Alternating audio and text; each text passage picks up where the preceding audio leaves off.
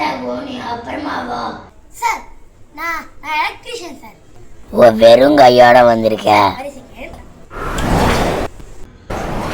தம்பி, நீதான் எலக்ட்ரீஷியனா? ஆமா சார்.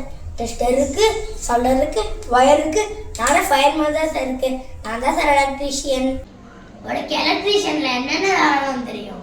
சார் நான் லைட் ஆன் பண்ணுவேன், லைட் ஆஃப் பண்ணுவேன், ஃபேன் ஆன் பண்ணுவேன், ஃபேன் ஆஃப் பண்ணுவேன், மோட்டர் கூட ஆன் பண்ணிட்டு ஆஃப் கூட பண்ணிடுறேன் சார். எனக்கு இவ்வளோ வேலை தெரியும் சார்.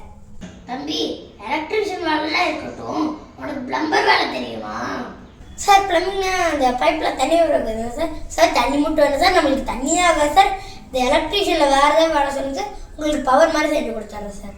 தம்பி, உனக்கு பிளம்பிங் வேலையும் தெரியாதுன்ற, தண்ணியும் ஆகாதுன்ற, அப்போ குளிக்கிறதெல்லாம்?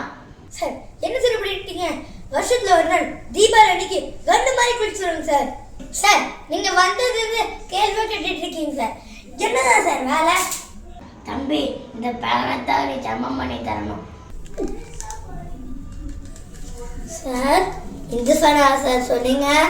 சார் இதுல கரண்ட் இல்ல, வயர் இல்ல, சுவிட்ச் இல்ல, எதுவுமே இல்லை சார். அப்புறம் எப்படி சார் ரெடி பண்றது? தம்பி, இது கரண்ட்ல சுத்துற பேன் இல்ல, சூரியோட சுத்துற சோலார் பேனு. சார் சோலார் பேனா வெயில் பட்டா சுத்துமே அந்த பேனா சார். சார் நான் தண்ணி ஆகாதுன்னு சொன்னல, அந்த மாதிரி எனக்கு சூடு ஆகாது, வேலை ஆகாது, என்ன விட்டுருங்க சார். தம்பி, கரண்ட்ல என்னென்னமோ வேலை தெரியும் அடுக்குன்னு இது கூட தெரியாதா?